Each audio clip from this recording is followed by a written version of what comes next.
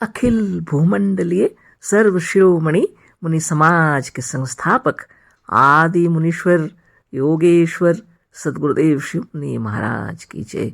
उपस्थित मुनि वृंद, साधु सज्जन वृंद, संत वृंद, साधक वृंद, आध्यात्म ज्ञान के जिज्ञासु और प्रेमियों, सभी श्रोता वृंद, आप सभी को मेरा कोटिशः नमन, सप्रेम जय जीव। तो आध्यात्मिक चर्चा चल रही है और हम लोग गुरु शिष्य संवाद पढ़ रहे हैं गुरुदेव का, है ना। तो आगे पढ़ेंगे, है ना। क्या क्या बातें हो रही थी उस समय गुरुदेव के साथ। शिष्य कह रहे हैं, तो क्या अनेक स्थानों पर आपने भी यह नहीं कहा है कि एक आत्मा ही है और अद्वैतवाद तथा त्रैतवाद असत्य है। शिष्य प्रश्न पूछ रहे हैं गुरुदेव से, है ना। तो क्या आपने अनेक स्थानों पर कहते हैं कि आपने तो अनेक स्थानों पर कहा कि एक आत्मा ही है और द्वैतवाद तथा त्रैतवाद असत्य है, आपने नहीं कहा है क्या ऐसा। फिर उन्हीं के शब्दों में, तो क्या अनेक स्थानों पर आपने भी यह नहीं कहा है कि एक आत्मा ही है और द्वैतवाद तथा त्रैतवाद असत्य है। गुरुदेव उत्तर दे रहे हैं ना।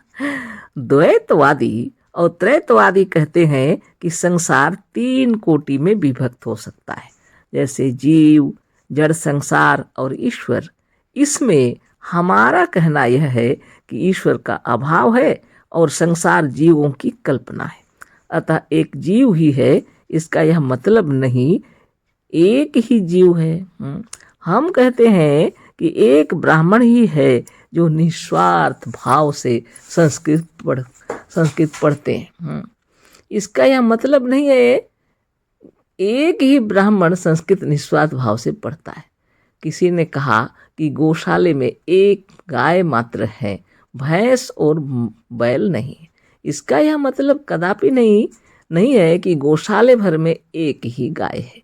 यहाँ यह एक जातिवाचक है, व्यक्तिवाचक नहीं। तो गुरुदेव समझा रहे हैं, देखो बोलते हैं द्वैतवादी और त्रैतवादी कहते हैं संसार 3 कोटि में विभक्त है। संसार को बांटते हैं द्वैतवादी और त्रैतवादी 3 भाग में बांटते हैं ना। एक जीव है, एक जड़ संसार और एक ईश्वर। इसमें हमारा कहना है, गुरुदेव कह रहे हैं कि ईश्वर का अभाव है और संसार जीवों की कल्पना है। तो गुरुदेव कहते हैं ईश्वर को तो अभाव मात्र है, ईश्वर है ही नहीं। और जड़ संसार जो दिख रहा है वो जीवों की कल्पना है।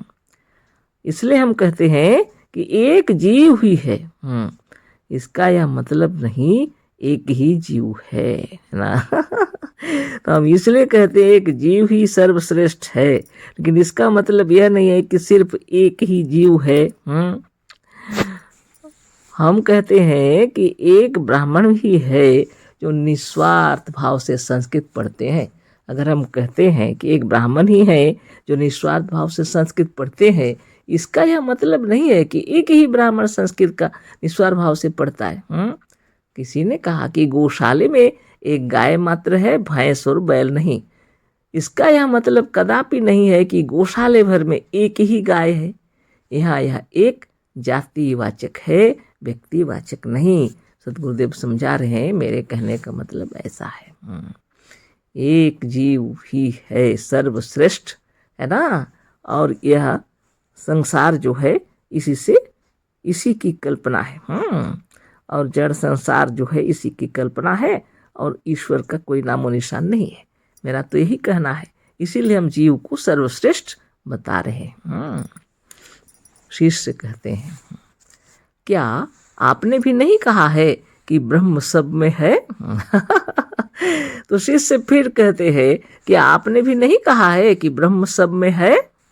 गुरु कहते हैं, हम कहते हैं कि आत्मा सब में है। इसका यह मतलब नहीं है कि आत्मा कुर्सी और मेज में भी है। इसका यही मतलब है कि आत्मा सब प्राणियों में है। शिष्य फिर से गुरुदेव से पूछ रहे हैं, क्या आपने भी नहीं कहा है कि ब्रह्म सब में है। गुरुदेव कहते हैं, हम कहते हैं कि आत्मा सब में है।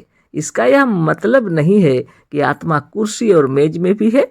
इसका यही मतलब है कि आत्मा सब प्राणियों में है। तो इस तरह की बातें हैं। देखिए, अपने हृदय के अंदर में विचार जैसा चलता रहता है और बाहर से जब हम सुनते हैं उसको भी भीतर से ऐसे ही हम लोग सोचते हैं। साफ साफ गुरुदेव कह रहे हैं कि आत्मा सब में है, तो इसका मतलब हम लोग को समझ में आ रहा है कि सब प्राणियों में है, लेकिन उस शिष्य को समझ में आ रहा है कि गुरुदेव भी कह रहे हैं आत्मा सब में है, सब में है। वो समझ रहे हैं कि पूरे विश्व में, सब में, जितना जड़ में भी चेतन में भी सब में आत्मा है, ऐसा वह समझ रहे हैं। ऐसी बात हो जाती है। इसलिए अपने दृष्टिकोण को बदलने के लिए साधन की बहुत आवश्यकता पड़ती है। इसीलिए सद्गुरुदेव चक्रभेदन साधन बतलाए हैं, है ना। कितनी जरूरत की चीजें हैं। हाँ, बिना सत्संग के, बिना स्वाध्याय के, बिना योग साधन के और बिना गुरु के उपदेश से क्या हम लोग को सच्चा ज्ञान होगा? हमारी अंतर आत्मा बताती है, लेकिन पता ही नहीं चलता वह भीतर में दबी हुई थी, है ना, दबी हुई है अंतरात्मा की आवाज। इसीलिए सदगुरु को आना पड़ा। तो गुरुदेव इतने सुंदर से समझा रहे हैं, लेकिन वह इसी तरह से पूछ रहे हैं। आगे फिर पूछ रहे हैं शिष्य, पर हमारी समझ में आपकी बातें आती ही नहीं। जैसे प्रश्न पूछे थे, क्या आपने भी नहीं कहा है कि ब्रह्म सब में है? तो गुरुदेव कहते हैं, हम कहते हैं ना आत्मा सब में है।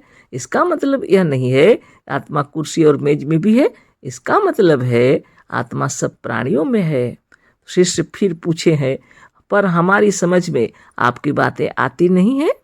गुरुदेव कहते हैं, यह हम भी जानते हैं कि आपको यह सत्य ज्ञान न समझ में आ रहा है न आएगा। आपके समझने में अभी बड़ी देरी है। तो गुरुदेव कहते हैं उसको, ठीक ही बात है, कहते हैं हमको भी समझ में नहीं आता, हमको मालूम हो रहा है, आपको यह समझ में नहीं आएगा, है ना। जब शिष्य पूछते हैं पर हमारी समझ में आपकी बातें आती नहीं है, तो गुरुदेव कहते हैं यह हम भी जानते हैं कि आपको यह सत्य ज्ञान न समझ में आ रहा है न आवेगा। आपके समझने में अभी बड़ी देरी है।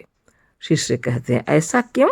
गुरुदेव कहते हैं, इसका कारण आपके अनेक जन्मों के कुसंस्कार हैं। तो गुरुदेव पूछते हैं, ऐसा क्यों है? तो गुरुदेव कहते हैं, इसका कारण है अनेक जन्मों के कुसंस्कार में आप रहे। शिष्य, तो आप हमें समझाने का इतना प्रयत्न क्यों करते हैं? तो शिष्य कहते हैं, जब मेरे अंदर इतना कुसंस्कार है, इस कारण आपके अनेक जन्मों के कुसंस्कार हैं जिसके कारण आप समझ नहीं पा रहे हैं। तो शिष्य कहते हैं, तो आप हमें समझाने का इतना प्रयत्न क्यों करते हैं? गुरुदेव कहते हैं, इसलिए कि इससे लोगों का उपकार होगा। यही बात हमने पहले भी कहा था। आप हमको इतना समझाने का क्यों प्रयत्न करते हैं? तो गुरुदेव कहते हैं, इसलिए कि इससे सब लोगों का उपकार होगा और लोगों का भी उपकार होगा।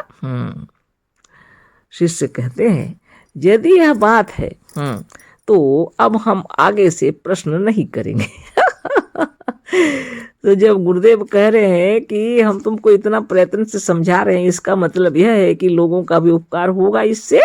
यह बात तो हम पहले से भी आपको कहे हुए हैं, है ना। तो शिष्य कहते हैं, यदि यह बात है तो अब हम आगे से प्रश्न नहीं करेंगे, है ना। तो गुरुदेव कहते हैं, आप नहीं करेंगे क्या? अब आगे से आपके प्रश्नों का उत्तर हम स्वयं नहीं देंगे, क्योंकि अब आपके प्रश्नों का उत्तर पूर्ण रूप से दिया जा चुका है ना।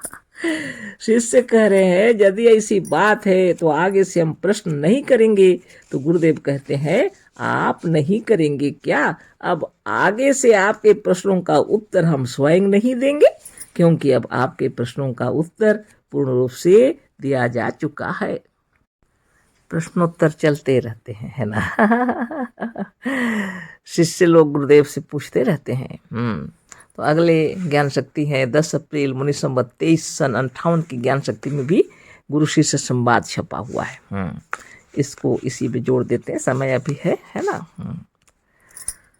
शिष्य पूछते हैं, आत्मा सब में है या नहीं? गुरुदेव कहते हैं, सब में है।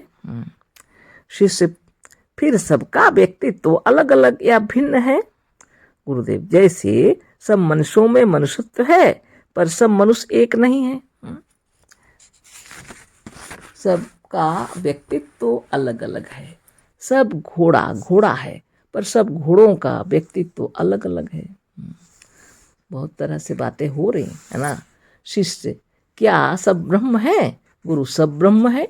शिष्य, सब ब्रह्म है तो एक ब्रह्म दूसरे को दुर्वचन कहता है या मारता है तो दूसरा क्यों क्रोध करता है या बदला लेने को तैयार रहता है? ये तो बहुत गूढ़ बातें हो गई है ना। गुरु कहते हैं सब मनुष्य मनुष्य है, सब हिंदू हिंदू है, सब मुसलमान मुसलमान है, फिर एक मनुष्य दूसरे मनुष्य को, एक हिंदू दूसरे हिंदू को और एक मुसलमान दूसरे मुसलमान को दुर्वचन कहता या मारता है तो दूसरा क्यों क्रोध करता है या बदला लेने को तैयार रहता है? बात यह है कि यह एकता केवल जाति परक है ना।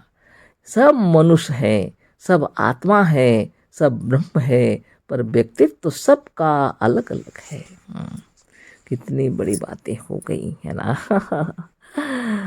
फिर से पढ़ देते हैं इन शब्दों को समय होने से पहले। शिष्य, आत्मा सब में है या नहीं?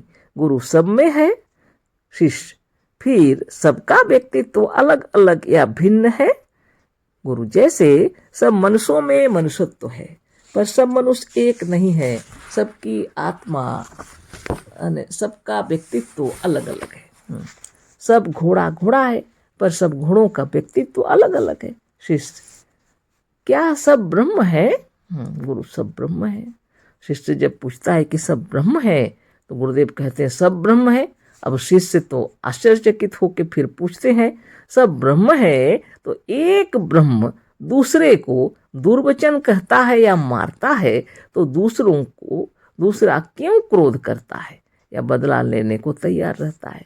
तो ब्रह्म का मतलब तो ऐसा होता है कि जो सर्वश्रेष्ठ हो, सर्वगुण संपन्न हो, जो युद्ध ना करे, क्रोध ना करे। वास्तविकता में हृदय में ऐसी बातें हैं। तो शिष्य पूछते हैं ऐसा ही है, अगर सब ब्रह्म है तो एक ब्रह्म दूसरे को दुर्वचन कहता है, मारता है, दूसरा फिर क्रोध करता है, बदला लेने को तैयार रहता है, ऐसा क्यों?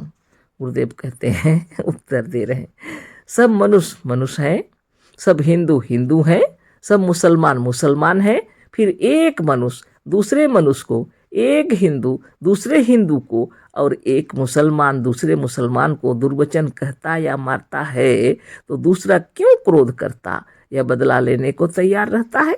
बात यह है कि यह एकता केवल जाति परक है। सब मनुष्य हैं, सब आत्मा है, सब ब्रह्म है, पर व्यक्तित्व तो सबका अलग अलग है। मनुष्य तो मनुष्य है ना, ब्रह्म तो ब्रह्म, सभी ब्रह्म है ना, लेकिन व्यक्तित्व सबका अलग अलग है। इसलिए एक दूसरे पर अगर कोई दोषारोपण करे, क्रोध तो होगा, मारपीट भी हो जाते हैं, बदला भी लेते हैं। यह कारण क्या है? इसका कारण है सबका व्यक्तित्व तो अलग अलग है। समझा दिए गुरुदेव, है ना। शिष्य कहता है सब ब्रह्म है तो सबको दुख सुख का भान क्यों होता है? गुरुदेव कहते हैं सब ब्रह्म है, इसका अर्थ यह है कि सब ब्रह्म, सब आत्मा है, सब जीव है। शिष्य पूछ रहे हैं सब ब्रह्म है तो सबको दुख सुख का भान क्यों होता है? ब्रह्म को दुख सुख नहीं होना चाहिए उसका हिसाब से, शायद, है ना। ये तो लंबा है प्रसंग ज़्यादा, इसको फिर कल चर्चा करेंगे, इसमें समय हो गया है ना। तो इतना ही अभी, और इस प्रसंग जो है आगे चलेगा। तो अशेष धन्यवाद, कोटि नमन, सप्रेम जय जीव। सदगुरुदेव शिव मुनि महाराज की जय।